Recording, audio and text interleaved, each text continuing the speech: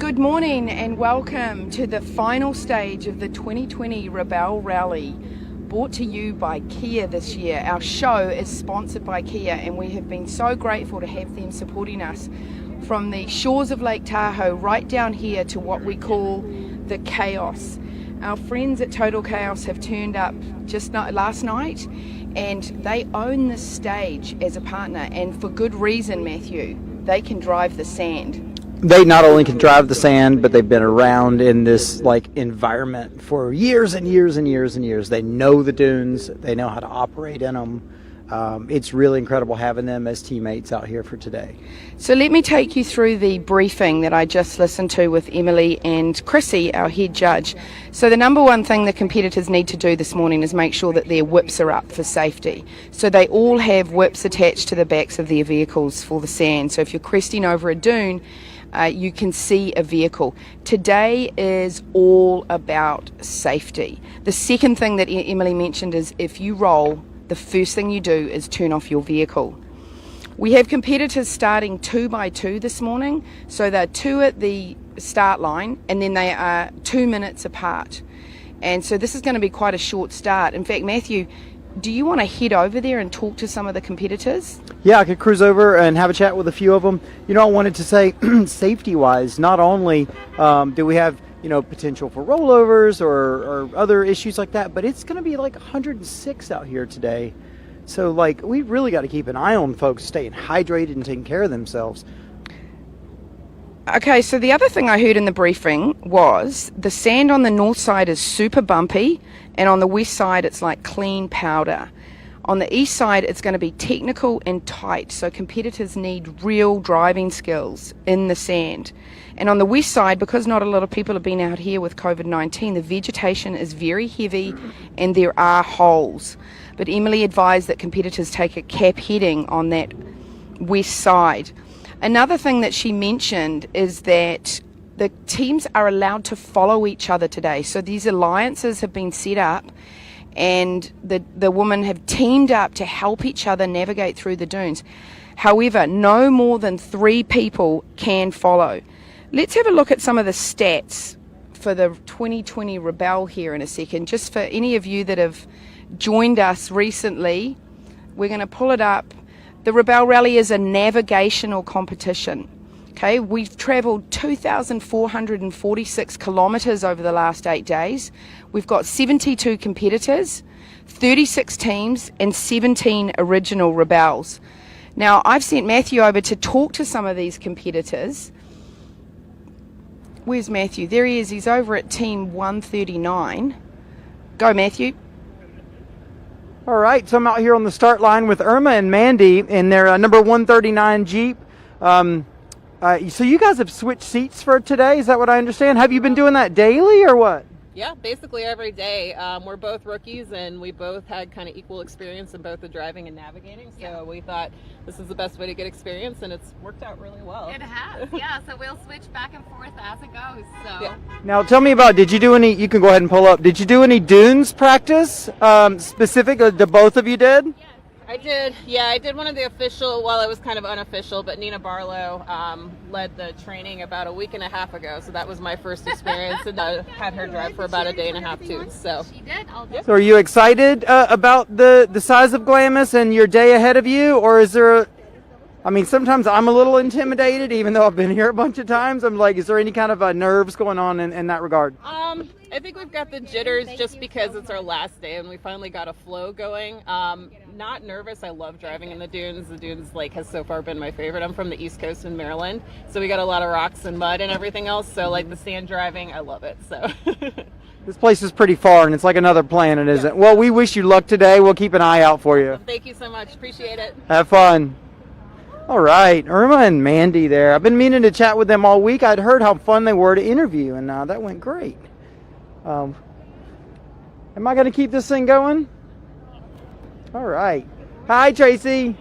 How are you? This is Team Texas. I was part of some Rebelle U training with this pair, and they're full of a lot of fun. So tell us how's things been going, and are you ready for a Dunes Day? Sure we are. Yeah, we're ready to have some fun. That's Okay. what we're doing. We are in fun mode today. 'Cause- Yeah. have been having Good. nothing but fun. Yeah. I mean, right. You gotta start with the context of fun, right, and then compete on top of that. It's at least my strategy, because if I'm not having fun, I mean, what's Yeah, we're definitely going for greens and blues, and that's probably it today. okay? All right. Has that been your strategy all week? No, we did it. We did some blacks, but today, since I'm not dune driver, we're gonna practice the dune Okay. driving. Yeah, sounds like a good strategy, and you might find yourself close to black or something, and go for it. You know. Cool. Well, we wish you luck today. We're gonna keep an eye out for you. Have fun. All right.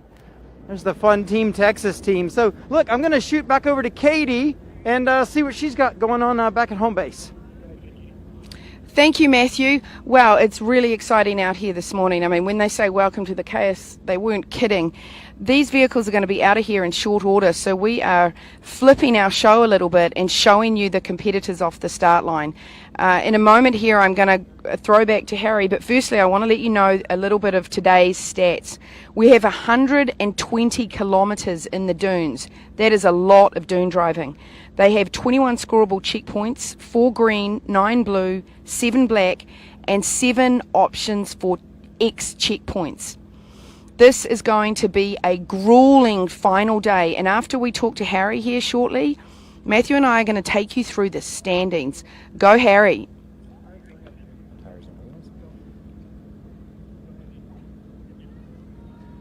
Thanks, Katie. We're back here at the start line, and I wanted to talk a little bit today about pressure. The teams are under a lot of pressure, but so are their tires. We talked about tire construction yesterday, but we didn't talk about pressure and the role that it plays.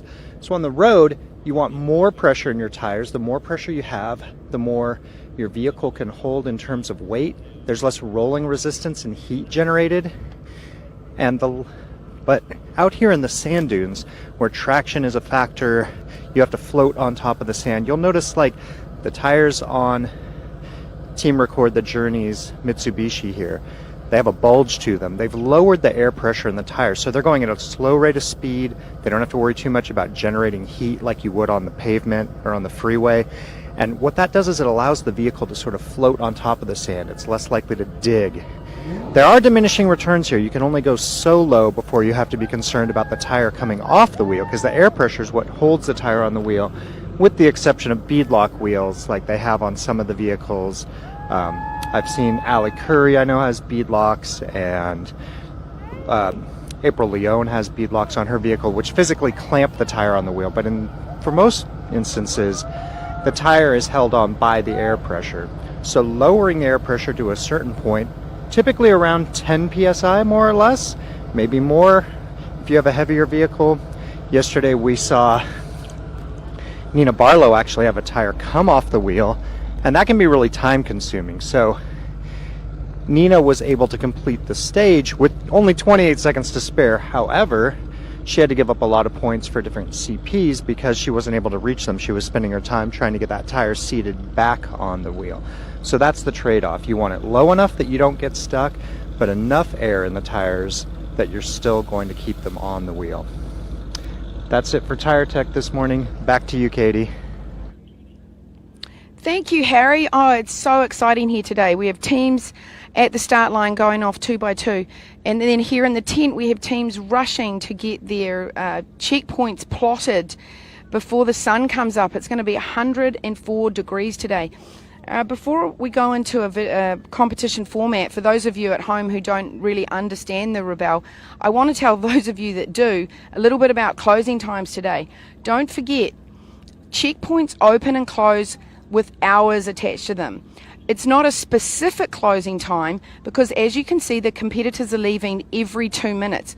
So, for example, if you started at 7 a.m.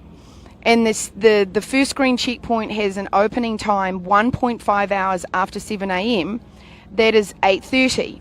And then if it's closing 3 hours after 7 a.m., that is 7, 8, 9 o'clock. But it will be different for those who are starting, say, at 7:15. So keep that in mind if you're watching your loved ones. The closing time is directly related to their start time. Let's have a look at our competition format quickly for those of you that don't know much about the rally and have just tuned in. So we have a map and compass challenge every day on the rally. These competitors have their devices taken away way back 8 days ago in Tahoe, and they have to find and scavenge and forage for checkpoints for 2,500 kilometres. There are green, blue and black checkpoints, just like skiing. The black ones are difficult, they're actually invisible. The green ones are easy and the competitors must get them. They have tools, maps, compasses and scales. You have to have the right scale for the right map or you're going to get lost, especially here in the dunes. Now, I don't want to burn up too much of the air here because we've got Harry out at the start line. Let's go see what Harry's up to. He's actually standing by team 138, True North. Thanks, Katie. I was just talking about Nina Barlow, and speak of the devil, as it were, Nina's pulling up to the start line now. So let's talk to her a little bit about what happened yesterday out there on course.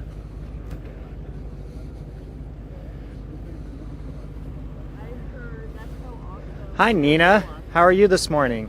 Good. Can you tell us? To be in Glamis. It's home. Can you tell us a little bit about your day yesterday? Oh, you know, this has been a challenging rally every day. Every day's been challenging. It's been filled with choices. A lot of strategy every day. We didn't get any easy days. But and then we went after. We did get the blue at the top of Oldsmobile Hill, but I debeated a tire in the process, so that killed an hour of our time. Risk versus reward, huh? Risk versus reward. Yeah. I hiked to the top to get it, and then we booked it to the green, and we got the green, which was more points than base camp. We had to choose. So we try got to make there base camp. with 27 seconds to spare. Holy cow. So Well, it's a hopefully lot of strategy, and you make a plan in the morning and just realize that that's going to change 17 times, Yeah, this event really forces you to think on your feet. Yeah, Oh, absolutely. And she upped the challenge this year. It's strong. For sure. And I think it's got to be a challenge for Emily. We'll let you bump up here in line. You have new teams coming in and you don't want to overwhelm them, but then Right, all the season competitors keep getting better and better each year also. right. And we were talking about that it is the overwhelming the new teams, of course, is a factor, but I think that's the part of the process is, we come in, we're all these A+ personality ladies, and we want to check all our boxes, and we want to be prepared, and that's the part of the thing of the rally is that you show up, you do the best you can, but unexpected stuff is going to happen. You're going to be out of your comfort zone, out of your element, and you're going to screw up, and learning to deal with that is one of the best things of the rally. And that's not what people don't understand that it's this game, we go get checkpoints, but honestly I think it's more, you learn more about yourself. I told Emily that the lessons I learned with the rally, just going with the flow, dealing with whatever comes up. You can't be prepared for everything. You do the best you can. That really helped deal with 2020 and all the crap Absolutely. that we've had the whole year. So Thank you so anyways, much. Thank you. Thank you. See ya. Have a good day. So here we've got Allie Curry, who's a rookie in her Jeep Gladiator, but her teammate Carrie Porter has done this event several times, which I think is a good combination. We've seen that also from Team Stormtrooper, with Susie's a rookie as the driver and Maria Guitar as her navigator, has experience, and that combination seems to be working pretty well. So we'll see what sort of strategy Carrie and Allie have this morning. Good morning. What's your plan for the day? The plan for the day is just take it as fun and safely as possible. Gonna stay within our comfort zones. So you're one of the only teams out here that's running beadlock wheels. You've got mud terrain tires instead of all-terrain tires. Do you feel like those will be factors in the dunes? How much air pressure are you running in your tires? Right now we're about 10. Yeah, if we need to, we'll go down lower, but I thought 10 was a good number. And then And so far it's been feeling great. It's been working phenomenal. We got to sample yesterday with it a little bit and everything checks out good. But if we need to air down more, then we'll do that later. All right. Well, have fun out there and good luck today. Thank you. That's it from the start line for now. Back to you, Katie. Thank you very much, Harry. Wow, it's crazy out here. Some of the other tools that you need when you're in the sand, I've just put my mask back on only because of the dust in the air. Matthew was just commenting, the sun is beating down on us right now, and it's not actually that hot. And it's probably because there's dust in the air and it's shading us slightly. That means that masks on to not breathe in all the sand and dust, and also goggles. I always bring my goggles to Glamis, and you really need them because when that sand starts blowing around into your eyes, and think of that as a competitor, you've got sand blowing in your eyes, your map's blowing everywhere, and you're trying to take a heading, you really, really need goggles. Matthew's got his mic back. Why don't you have a chat a little bit now about today's overall course description, Matthew? Well, conveniently, right here on a piece of paper, I have a nice course description to read you. Shoot. So, we've talked each day about, well, this stage is rated easy or difficulty, more difficult, difficulty moderate, and today is the day that just flat out says most difficult. This is the most difficult day. Black Diamond. It's the Black Diamond day, pretty much, of the week. So here we go. This is the final stage, aptly sponsored by Total Chaos, our crazy cousins we've been talking about all week. They are the fabrication company that supplies equipment, prepped vehicles, and experienced drivers who help Emily Miller set the challenging course out here. This is where the score is typically settled, rewarding the most experienced and prepared teams. Dunes are more forgiving on the west side, technical and challenging on the east side for stock manufacturer vehicles. However, the west side does not forgive those who don't scout their lines or aren't ready for whatever might be on the other side of a blind hill. Deep holes and witches' eyes, like we've been talking about, they are common, and the 4x4 X route passes through the middle of the dunes, and when you get in the middle of the dunes, things can get dodgy quick. The X-Cross also has an X route for 2020. X-Cross handle the sand well, but drivers have to think and react quickly to ensure that they stay afloat and maximize torque. Bulk points lie on the western side. By afternoon, competitors are pushed to make decisions about what to chase and what to leave on the table. Once each team crosses the finish line, they have a badge of honor that no one can take away. The Rebelle Rally is a true challenge, one you have to work hard for. Thank you. Sorry about that. I was running back and forth in front of Matthew just then because the arch was having some issues. Oh. But the photographers and our Rebelle Pam Hall, who's at the start line, sorted it out, and we didn't have We almost had our own start line chaos. It's, you know what? Glamis is just pure chaos. Now, we've got Harry still out there. Is Harry still... Oh, Nathan's trying to find Harry. What can we see here on the screen? Well, it's the teams heading out. Now, I said earlier about timing controls for today. Opening and closing times for checkpoints. Okay. Emily said that the first green checkpoint has a very late opening time, and she did that on purpose so that even though they've come out of here now, let's say 7 o'clock, their first green checkpoint doesn't open for an hour and a half. So what it means is if they get the blues and blacks in between and they get there early, or they don't even have to get there, they can pull over, they have time to plot more checkpoints. Okay. So that was done strategically, and then that closes 3 hours after the opening time. So are we going to go and see Harry shortly? I think that's a really good idea. I mean, this is the last start line. Can you believe we're on the final day? It's kind of sad. Normally at this stage of the rally, everybody is obliterated and quite exhausted. But there's something really strange about the vibe this year in that none of us want to go back. Don't you feel the same way? I really do. It's weird how you get kind of accustomed to the off-road lifestyle, not having a shower every day, and it kind of works, you know? It's simple. It's really simple. I sleep really well out here, and I think the competitors do too, because, you know, we're competing and we're running out. Everybody has their own rally, and at the end of the day, you just want to have a nice meal. In fact, that reminds me, we need to go and talk to Drew Diekman sometime later today. But let's stick our heads in the competition right now. Back to Harry. And they're off. One team that's really impressed me this year, Katie, is Team Wild Grace. Sedona Blenson is a 5-time Rebelle. She's done every event, but she's had different teammates and different vehicles, always in a Nissan. They're the only manufacturer to back a team every year at the Rebelle Rally. But this year, they're in contention for a podium for the first time ever. So let's talk to Sedona and Lynn about exactly what they've done differently this year that's moved them up in the standings. Good morning, Harry. Good morning. Hi, Harry. We're so excited. We've worked really hard to keep a consistent pace, and that has been a huge factor for how we've worked this year. Excellent.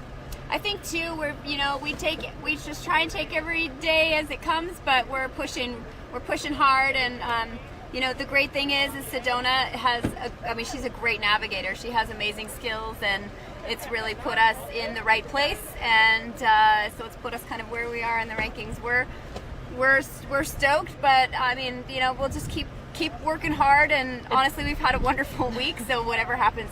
But today's a different day, and It's Glamis Day. it's Glamis, so it's always serious, and you always try and be super safe. I haven't seen you that serious this week, to be perfectly honest, and I don't know if Just winning card up puts and you in a get good that. mood or you're in a good mood so you're winning, but you've always had big smiles on your faces. Now, the past 2 years you had full-size vehicles, a lot heavier. This year you're in this Nissan Frontier. Tell us a little bit about the role it's played in your success. It's played a huge role. It's incredible to have a nimble, small vehicle to do what we do, and it keeps our pace. Like I said, that's been a factor for us. So we've been able to keep pace, and we've worked with Nismo, and they're working their suspension, and that has been a huge role in getting us through things like Johnson Valley with a lot of whoops, and in here too as well. Yeah, I think that's been a huge part of the difference. There's more power in this now, so we have a V6, but we've got 310 horsepower, and So how did it work in the dunes yesterday? it worked great. I mean, honestly, we got up to the top of Oldsmobile Hill. There wasn't anyone around to see it, but we managed to do it, which was which we thought was just absolutely spectacular. Yeah. So, the engine, the torque is great. We had to work the transmission a little bit on our own, but it actually has done so many great things for us and has kept us really comfortable at the same time, so we can take those washboards and the whoops a little bit more smoothly than a larger full-size vehicle. Great. Well, we appreciate the feedback. Keep smiling and have fun out there today. Thanks so much. Bye, guys. So the team behind them, the Cantoy Divas, came all the way from Canada, our only international cup team this year. And they actually, you can see the rooftop tent on their vehicle. They actually slept in their vehicle all the way down. They're planning on overlanding essentially all the way home as well. And I really like to see teams do that. They'll do whatever it takes to get here. Good morning, ladies. How are you doing? Day 7. Yeah, final day. Are you excited? Are you more excited for the day or that it'll be over after today? Or equal No, let's parts? not talk about it being over. No, she'll start to cry.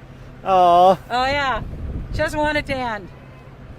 how did the dunes go for you yesterday? It was a good little taste. We're going to be Yep. smart. Yeah. Going to drive to my skill level. I haven't been in the dunes for a year and a bit, so. Now what, I see you've got your tires aired down quite a bit. What air pressure are you running? This morning it's 13, Okay, so I'm just going to take corners really easy and just float. float. Yeah. Perfect. I think that sounds like a solid plan for the day. Have fun out there. Thanks so much. Behind them, we've got one of the Bronco teams. These are the Fearless Phillies. This team is made up of Ford engineers from back in Detroit. And they had some issues yesterday where they bellied out the tranny pan. They got a leak. But the mechanics, Nick Guyver as we call him, I can't pronounce his last name. I won't even try. But Nick and his team were able to get this vehicle back up and running, as you can see. And let's talk to the team a little bit about how their night went, or what their plans are. I don't know how hurt this vehicle is, if they're going to have to take it easy or if they're looking to get on the podium. Good morning. Hi. So you had a late night. We did. Tell us a little bit about what happened yesterday. We were making our way around the sand highway. There was a surprise Whoop. pull, and a couple previous whoops. We went down over for a dune slowly. It wasn't like a crazy airborne launch or anything like that. We actually knew we were at the top, but it was a little too steep. But we were already this way, so we couldn't back down. Coasted down and just like so we went really nosed it slow into the down. soft, deep sand. Another Rebelle tried to pull us out, and we tried really hard, and then we had to We had to ask for official help from the course workers. So they got us out, no problem. But then we realized we were leaking transmission fluid from a previous, must have hit something. There's all kinds of things to it. But so they fixed the leak, they bypassed the leak, they filled us up with fluid, so we're ready to conquer today. And I understand this vehicle takes very specific transmission fluid, right? Yeah. We're out here in the middle of nowhere. Yes, and so thank you to everybody who helped us get that transmission fluid, because if we hadn't gotten that, we would be sitting in mechanics lot right now. You'd be one of the people watching from home instead of out here doing it. That's right. Yeah. We're glad you're able to get back out there. Have a great day. Thank you so much.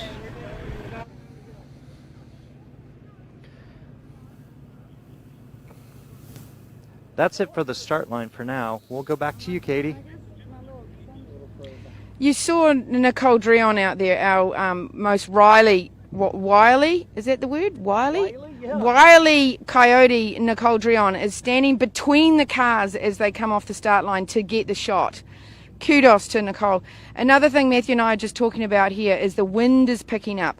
When I turned up in 2017, it was so windy, it was whiteout conditions, just like skiing. In fact, I think that's why we did okay, because we had no idea what we were getting into.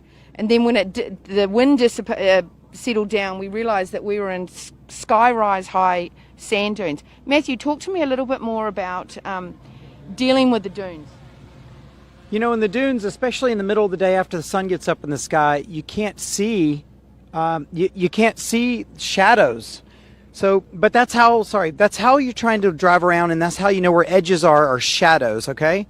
When the wind gets blowing, it covers up the shadows. It basically softens all of the edges of things, and it makes it even more and more difficult to see when you're on level ground or if you're going up a pitch. Not only are the edges softer, so it's harder to tell kind of what your situation is, the actual sand seems like it's deeper because it's really dry and has blown over. I did a not terribly good way of explaining that, but you get the point. Everything gets a lot softer. It's harder to tell where you're going, and then you're more likely to get stuck, frankly. And you can't see. Remember the other day in Dumont, and we went up that dune, and I was a little freaked out because it looked flat, but I knew we were on a really big angle, so your perception kind of gets messed with. And not to mention, we've been on the road now for days and days, and there's been very little sleep and terrain changes, so it's a mental game at this point. Like, if you have the grit and the endurance to keep your brain operating today, it's happening to me. It's really and then add to that the temperature today. 106 degrees is forecast. Who knows how that's really going to turn out, but hopefully people are really focusing on being hydrated so that they can keep functioning. Yeah, and if you don't hydrate in the desert, and this isn't just sipping water, like, you need to drink and drink and drink to stay hydrated out here. People were coming in last night with headaches, and you just forget. I saw, actually, we've got Team 100 who we'll get to our stage winners from yesterday, but they are right in the hunt, and Rochelle just left with a backpack of water, and so they're pretty smart when it comes to how to be out in the elements, because Rochelle's very dialed in with overlanding. Now speaking of being out in the elements, let's imagine getting stuck. Like, it's hot when you're in the vehicle, but you get stuck and you're outside for 15 minutes, maybe 25, 30 minutes digging with MaxTrax and trying to get the vehicle out. You could completely lose all of your energy, just absolutely exhausted and covered with sand and feeling the sun. I saw a lot of the competitors today wearing shorts and tanks, and then you've got to consider getting sunburnt. But enough about that. They've got their own rally. They have to figure it out. Let's go back to Harry and see if we can't catch those last two competitors coming up to the start line right here on the final day. Go, Harry. We're getting towards the end of the line, Katie. They're almost all off the line and starting the day. Here we've got Team Fast and Curious, Chris Vockler and Elise. They're getting some advice from Emily Miller, Rebel founder, here at the start line. I'm sure calming some nerves, getting them ready for the day. Chris and Elise have had a really good rally. They're running in the top 10. Last year they finished 13th as a team, and their goal was to finish in the top 10, and they're crushing it. I'm glad to see them. It's just been a confidence boost. I can see in both of them to do so well. Elise has been really good at the plotting, and Chris is a talented driver. Now, one issue this team's had is the air conditioning went out on their Jeep on the way to the event. That's, in my opinion, been a factor today. And all week long, we've had historically high temperatures, going through Death Valley, coming down to Glamis. Heat and fatigue are going to take their toll. This team has brought plenty of water with them. They're staying hydrated, but I do wonder how that will affect their decision making today out there. We'll find out. Across from them, we have the Excels, last year's winner, and this year they're currently in second place. They're just 4 points back from Team Blonderage in the overall standings, which is pretty unreal that we're talking about over 12,000 points accumulated over a week's time, and just 4 points separate first and second place. So they're last off the line. That can be an advantage, but it can also be a disadvantage too in certain situations. I'm sure that they're feeling the pressure right now. Their tires, however, don't appear to be feeling the pressure. They're running General Grabber ATs, and you can see how aired down they are. This is a relatively heavy vehicle, this Lexus LX 570. So with less air pressure, they're trying to get that vehicle to float on top of the sand. Yesterday, it appeared to be working pretty well in the sand. They had run a bone stock GX 460 last year, another Lexus. They won not only overall, but they won bone stock for Lexus. And this year they came back with a more modified vehicle. It's got Icon suspension on it. You can see it's got aftermarket bumpers and rock sliders. Now, all of those things make it look aggressive for sure and work well, but they also add weight. And if there's one thing that works against you in the sand, it's weight. If you think of the stereotypical sand vehicle, it's a buggy that maybe just has a few tubes, minimalist, good power to weight ratio, and even something that's rear wheel drive but doesn't weigh very much can get around all over the place out here. So taking a full body vehicle requires a lot of driver skill, a lot of confidence, and it's really what's going to determine the winner of the event overall this year at the Rebel Rally. It all comes down to today. Back to you, Katie. Wow, that's it. We have the last two cars going off the start line at the final day of the 2020 Rebel Rally. I cannot believe that this is it, Matthew.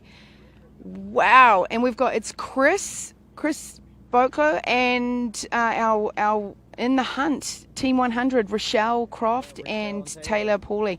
So we're going to go to a commercial break now. This show is by no means over. We have a lot to talk about in terms of today.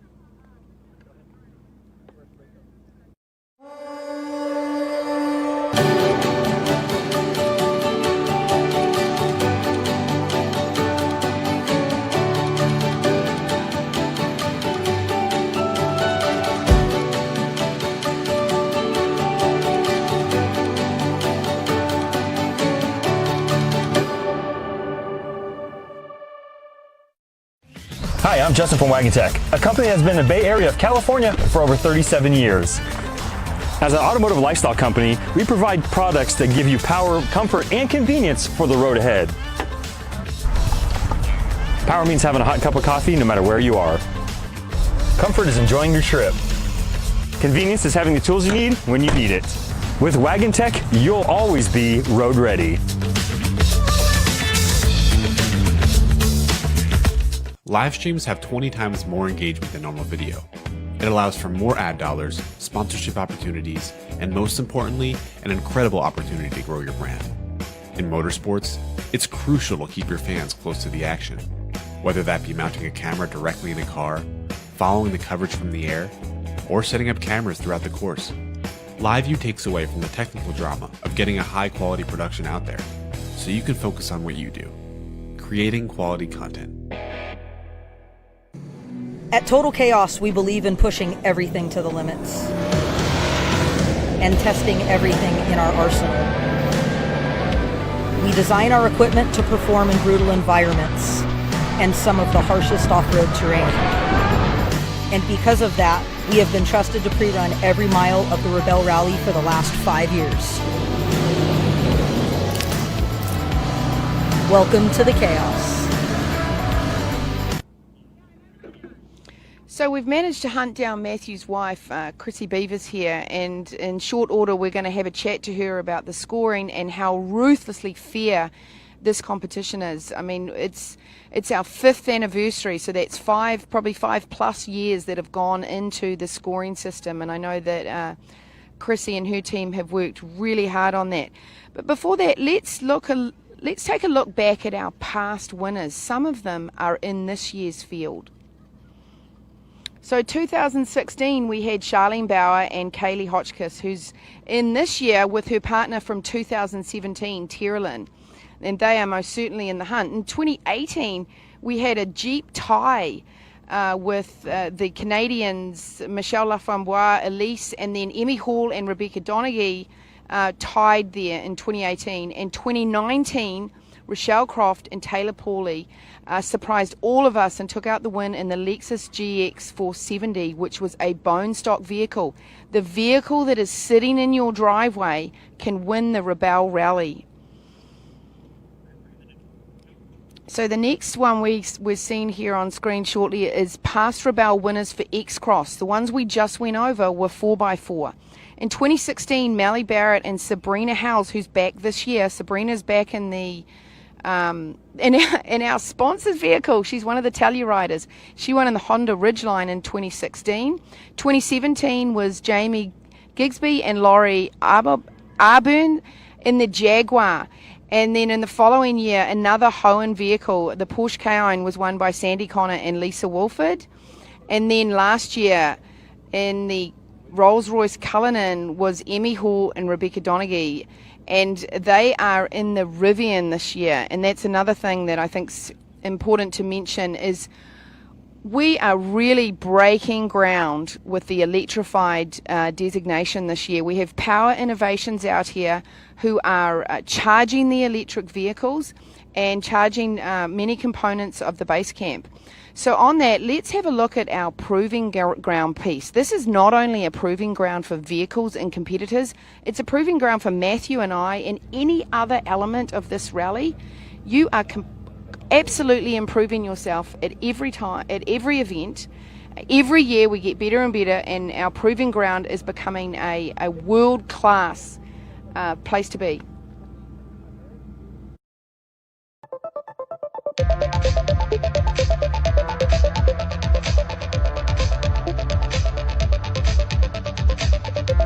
The Rebelle is this incredibly unique proving ground because it's so authentic.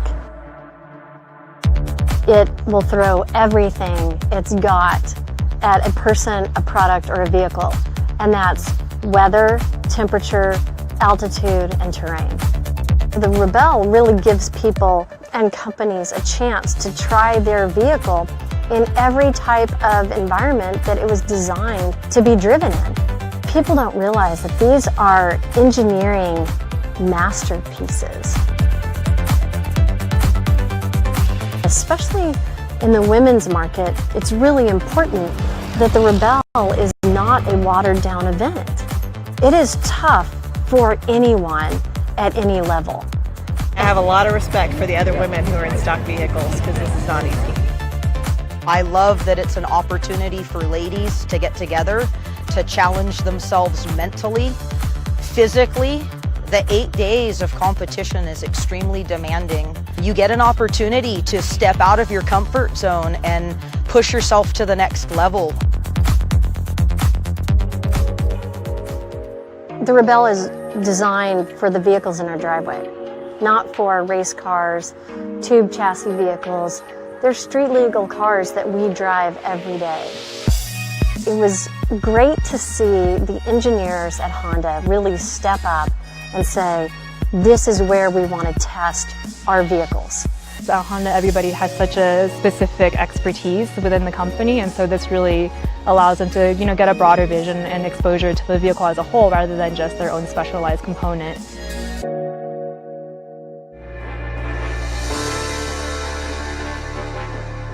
I really love our partners because they want our feedback. They want us to tell them what's working and what isn't working. We went the extra mile with this proving ground by putting in our technology partner, Mapbox. It's a really exciting opportunity for us to get to work through the hardest questions that we have as a company trying to build a platform. What we need is to be able to give human beings better ways of making decisions and interpreting information. And so this is a really good, very close feedback loop between the paper map and the human being, and then you have to go out into the real world and find that place. Seeing what's on the map versus how we've designed it is really a proving ground for what is our understanding of what a map means to someone. What Mapbox is able to do is to take all this data and be able to put it into a map and a dashboard that companies can literally show to the world, or they can be sitting in an office halfway across the country or the world and be watching real time or near real time their product performance. And that is unique. It may be this analog event, an analog competition, but it has this incredible technology backbone that we built into it.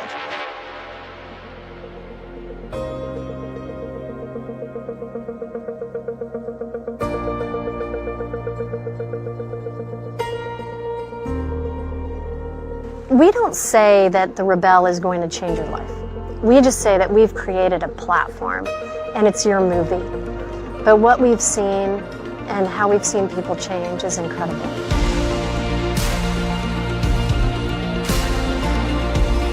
I thought I was going to come into this learning a lot about navigation and driving, and I think the biggest thing I've learned about is about teamwork and perseverance, and letting other people believe in you more than you believe in yourself until you believe in yourself as much as they do. Crossing the finish line on the final day of the Rebelle Rally is a badge of honor because you have just gone through everything that we could throw at you, and you survived it. I always say that the Rebelle is like this Wizard of Oz journey, that whatever lesson you need to learn, it's going to be handed to you on the Rebelle.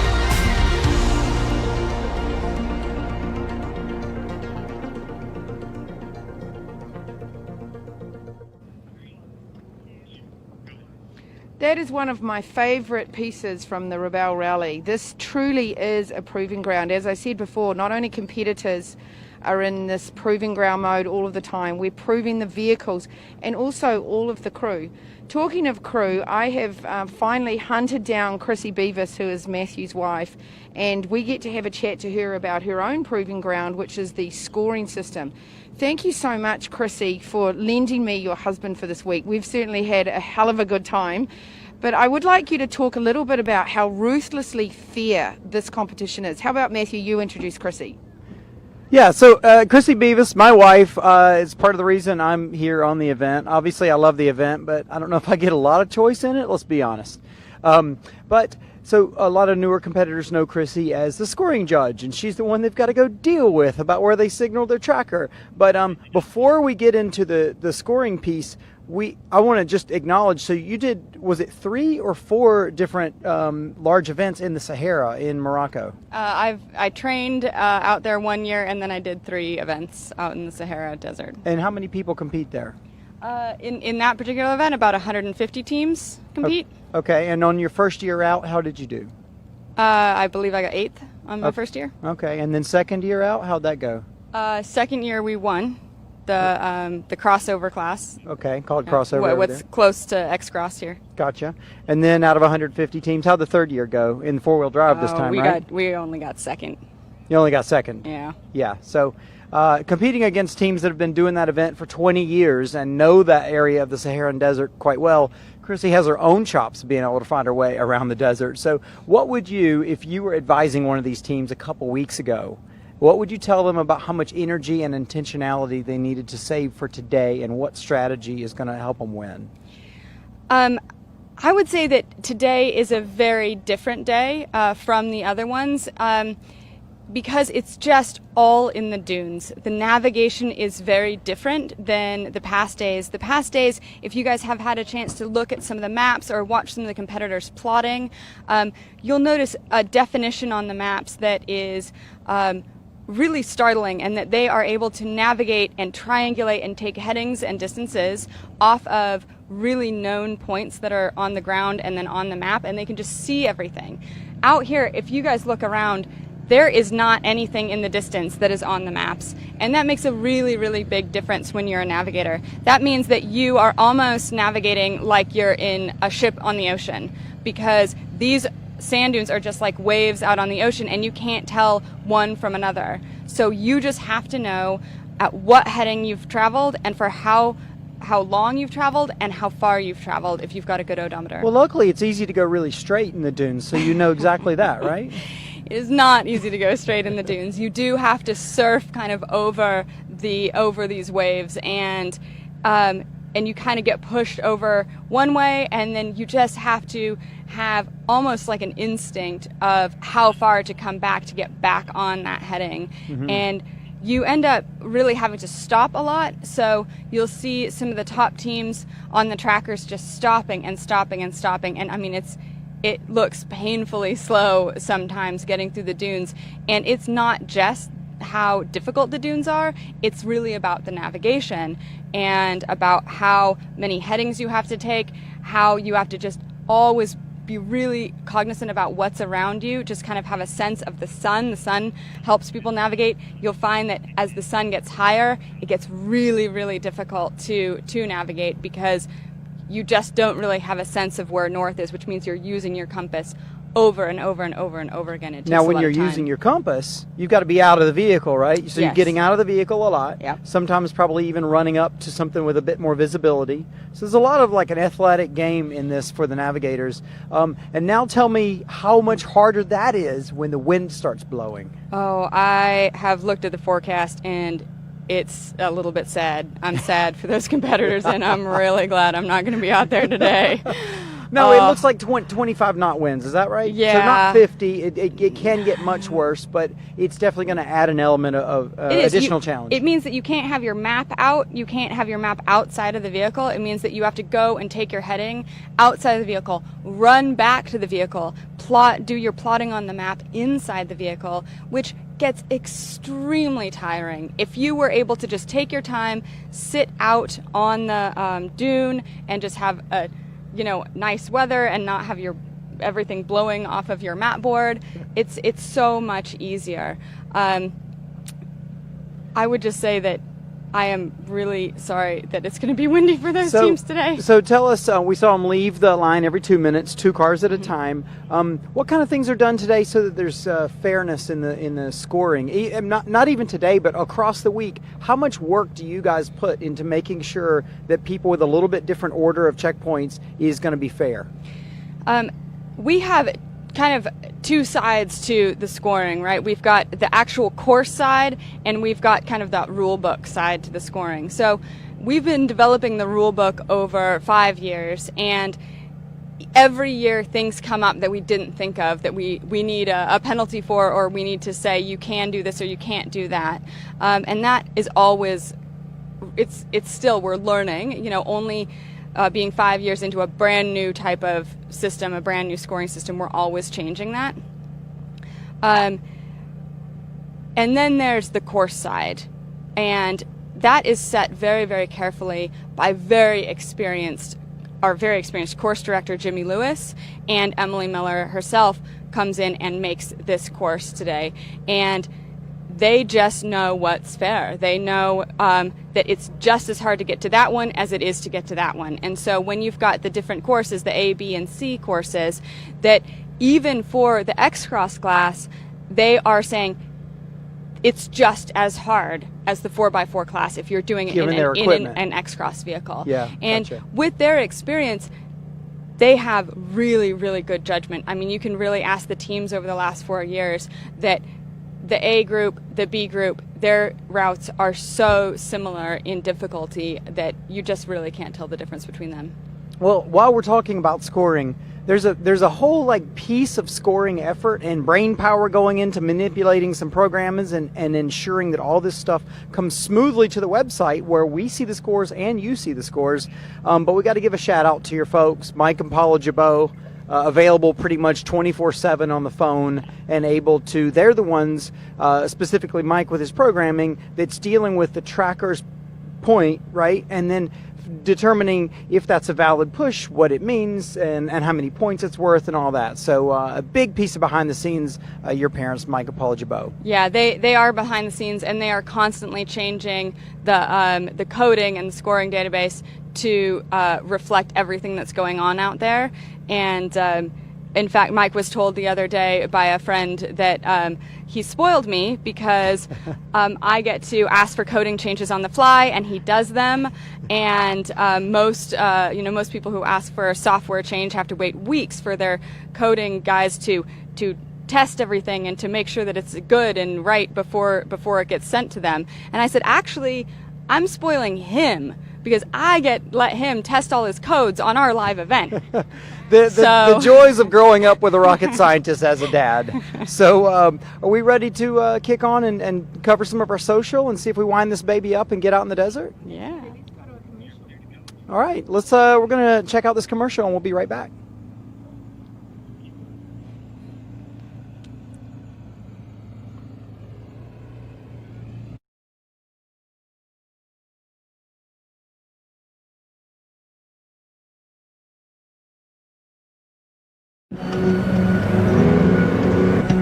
Life can throw you a curve, send you down an unexpected path. But navigating the rocky moments is part of the adventure. To help you discover what's been missing. Bandit! Why did you run off? Introducing the 2021 Telluride Nightfall Edition. Iridium is more than just a satellite company, making connections anywhere, to anything, or anyone. There's no other network like it. Operating in low Earth orbit, Iridium is still the only commercial satellite system where calls and data are passed from satellite to satellite. Safety and reliability are in Iridium's DNA. Trusted by people and organizations in some of the world's most challenging environments, Iridium remains committed to helping make the world a safer place. As we look to the future, the possibilities are endless.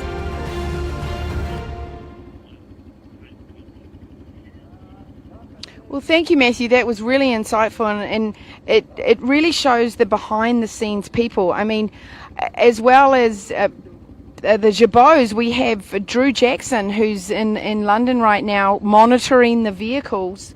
I don't know if he's actually in London, but I know he's in England. He's in England. Hi, Drew. He's monitoring the vehicles, and they have put so much into the scoring as well. YB Tracking is a partner this year, and they are part of what we call the Iridium ecosystem. You can see our tracker actually on screen, and you can see where the competitors are in the dunes. Is this yesterday's or today's, Nathan? This is yesterday's. So go on to YB Races, download YB Races for today, and you can see where your loved ones are in real time. And then go into scoring, and you can see as they hunt their checkpoints, which points they're getting in real time for the entire day. And remember, this is the final day. So let's, on that note, Matthew, talk about the stage winners from yesterday and start to get an idea of who's in the hunt for the final day. Yeah, I'll say, like, we've got our top two teams, Terralyn and Kaylee, and Rochelle and Taylor. So car 125 and car 100, 4 points apart going into today. Man, that's really close. Then you got mother-daughter Christine and Emily Benzie. Emily usually is driving. I don't know if Chris is going to be driving today, but that's enough. I mean, those two are sweet as pie. They are the loveliest gals out there, and everybody thinks they're just driving along, but they are ruthless, and they are absolutely in the hunt. And look at that, Team Nissan in 4th place. Yeah, Sedona and Lynn have been having a great week, a great event. I mean, they've had a few struggles of their own, but they're smiling every time I see them and bouncing around even after a long day. And there we go, Emmy and Becca in the Rivian, right there, they're 5th place, I guess, right now. That's probably, to be honest, that's probably getting to be out of reach of a win today, that kind of spread of points. But crazy things happen in the dunes. You never know. You never know. And then we've got, look, Susie McBride there was a rookie, but driving with Maria Guitar, and they have surprised all of us. So here we have the X-Cross standings. This has been the biggest upset this year with X-Cross. We've got Rachel Ridenauer and Christy Levy in first place currently. Shelby Hall and Penny Dale had a bad day. Was it yesterday or the day before? 2 days ago. 2 days ago. Yesterday they showed up in a big way and put a bunch of points on the table to get this close. They were way even further behind. I mean, that's a roller coaster for those two. And then we've got Team Kia. Our Telluride are still in the hunt here. They have 53%. Okay. Sabrina and Alyssa have really, their trajectory has just been a slow glide up this week. Hasn't it? They had like a rough day or two early, and they've been better and better and better. And honestly, I think that Telluride's pretty good in the sand.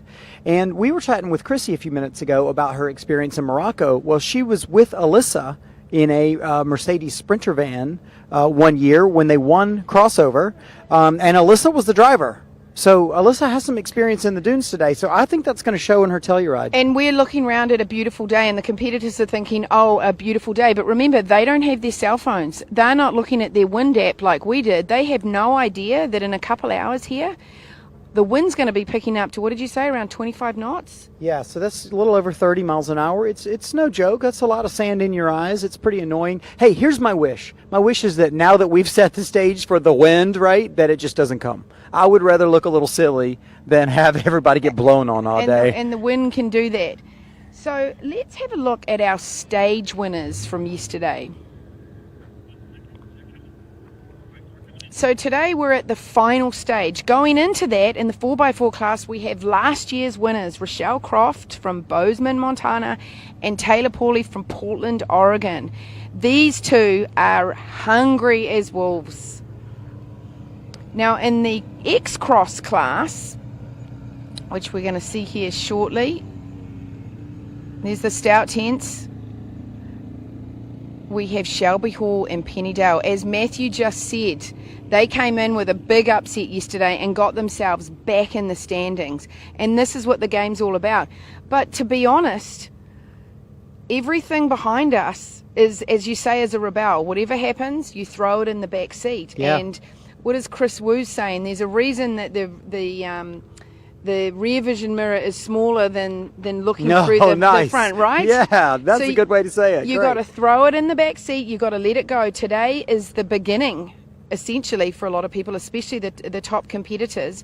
And I think we need to get out there and get in the dunes and go find some competition. Yeah, but let's before do it. we do that, let's talk quickly about our competition. If you are watching at home and you sign up for our newsletter today and tomorrow, you could go in to win a Rebel starter pack, and it's worth over $700. And everything in that pack could get you started if you feel a hankering to Rebel. You can see it there on screen.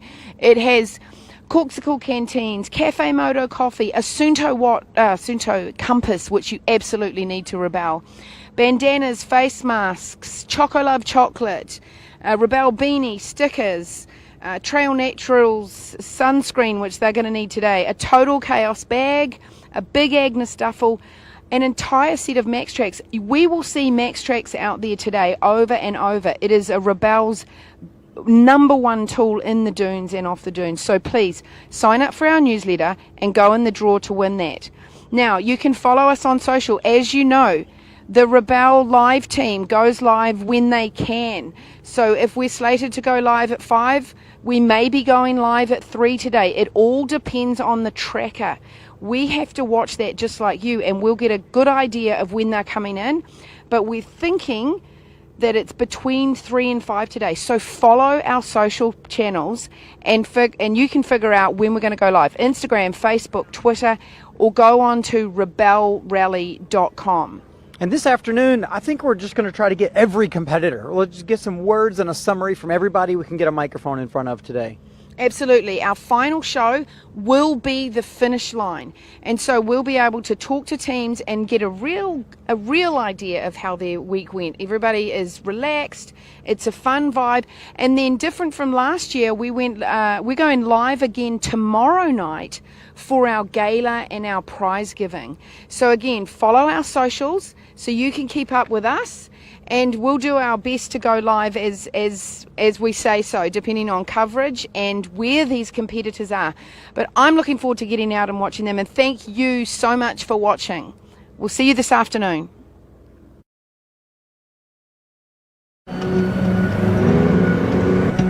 Life can throw you a curve, send you down an unexpected path. But navigating the rocky moments is part of the adventure.